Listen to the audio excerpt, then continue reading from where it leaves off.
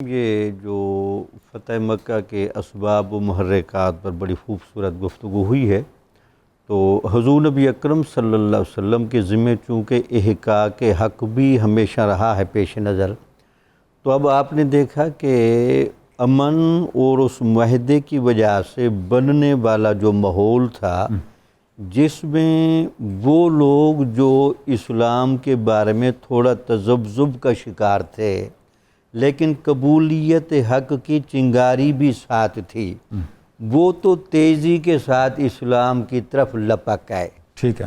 ان میں حضرت خالد بن ولید رضی اللہ تعالیٰ عنہ کا نام بڑا نمایاں ہے، حضرت عمر بن عاص رضی اللہ تعالیٰ عنہ کا نام نمایاں ہے، ٹھیک ہے، بہت سارے لوگ یہاں آئے۔ ٹھیک ہے۔ تو آپ نے جب دیکھا کہ وہ ایک پہلو جو امن اور صلح کی وجہ سے قبولیت حق کا سازگار ماحول میں دینا تھا، وہ میں بہت دے چکا ہوں۔ ٹھیک ہے۔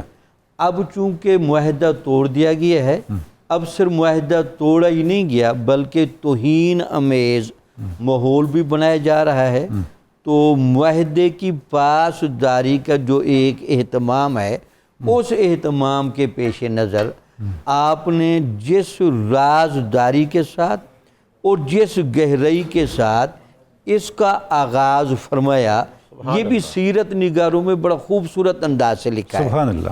حضور نبی اکرم صلی اللہ علیہ وسلم اپنے معمولات سے ہٹ کر اپنے گھر کے دروازے کے باہر بیٹھ گئے، اور حضور نبی اکرم صلی اللہ علیہ وسلم کی اس اضطرابی اور بے چینی کی کیفیت کو دیکھ کر صحابہ کرام رضوان اللہ تعالیٰ علیہم اجمعین ذرا فاصلے پر آ کر بیٹھ گئے، تو آپ نے حضرت ابوبکر صدیق کو اشارہ کیا کہ میرے پاس ہیں، اور ان کے ساتھ گفتگو میں بتایا کہ یہ قریش مکہ نے اتنی بڑی شرارت کی ہے، بنو خزاع کا بہت قتل عام ہوا ہے، ٹھیک ہے، تو اس کا میں نے بدلہ لینا ہے، تو آپ کیا کہتے ہیں؟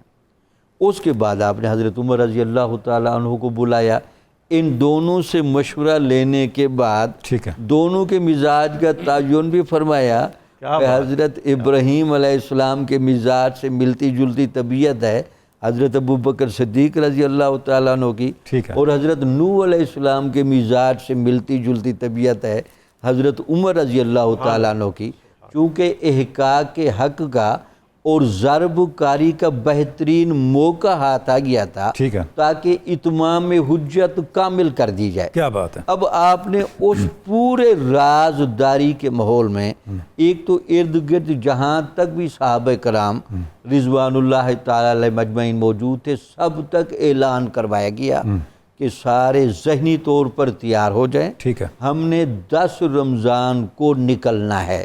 آگے سفر کا نہیں بتایا گیا کہ کہاں جانا کدھر ہے، اس کا اناؤنس نہیں کیا۔ اکرم صلی اللہ علیہ وسلم نے اس سفر کو جو رازداری کے طور پر قائم رکھا، یہ بھی تہذیبوں کا ایک بہت بڑا لیسن تھا، چونکہ اگر یہ رازداری نہ رکھی جاتی شاید بہت شدید تصادم ہوتا، چونکہ اسلام بھی پورے شباب سے جا رہا تھا اور قریش مکہ نے بھی آخرکار پورا زور لگانا تھا، تو وہ جو تصادم سے بچانے والی یہ جو آپ کی تعلیم تھی، وہ بنیادی سبب یہ تھا۔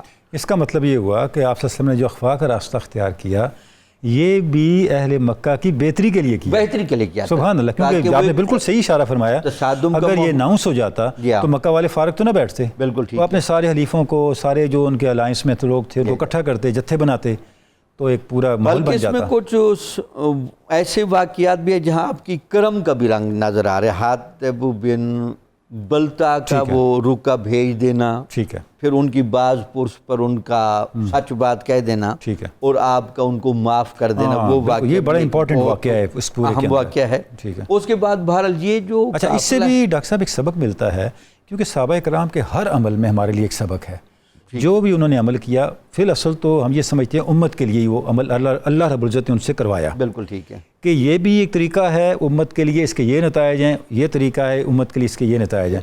پتہ یہ چلا کہ آپ نے بالکل آپ صلی اللہ علیہ وسلم کے فرمان پہ، جس کو کہتے ہیں نا کہ कुल्लियतन यकीन के साथ खड़े हो जाने, बस बिल्कुल ठीक, दरमियान में कुछ स्पेस नहीं निकालना। बिल्कुल। सहाबी तो कहते ही उसे हैं जो सुभान अपनी मर्जी और रजा को सुभान अल्लाह हजूर कुर्बान नबी कर दे, अकरम सल्लल्लाहु अकल अलैहि कुर्बान वसल्लम कौन की बपेश मर्जी और मुस्तफा रजा पर कुर्बान कर दिया। सुभान अल्लाह। आपने देखा फिर ये जो काफिला जो 10,000 की तादाद में था, ठीक है। मुख्तलिफ मनाजिल से गुजरता गुजरता, अच्छा, सुलह हुदैबिया में 1400 थे, या 1400 थे। सुभान अल्लाह। यानी ये 2 साल की डेवलपमेंट ये है कि 1.5 साल की जी, तो ये इतना जमे 10,000 तक जा पहुंचे। मर उस जहरान के मकान पर जिस तरह का फिर वहाँ रात को माहौल बनाया गया, ठीक है। हजूर नबी अकरम सल्लल्लाहु अलैहि वसल्लम ने सिर्फ अफरादी कुव्वत के ज़ोर पर और एक ऐसे मुजाहरे के तौर पर ताकि आगे सफ बंदी का माहौल पैदा ही न हो सके और एक गैर शऊरी नफ्सियाती दबाव का माहौल डाला, ठीक है, ताकि तसादुम से बचा जा सके। ठीक है, आप हैरान होंगे, हजूर नबी अकरम सल्लल्लाहु अलैहि वसल्लम की जो रहमतुल आलमीनी का रंग था, ठीक है, आज जो लोग मुज़ाकरात की बात करते हैं,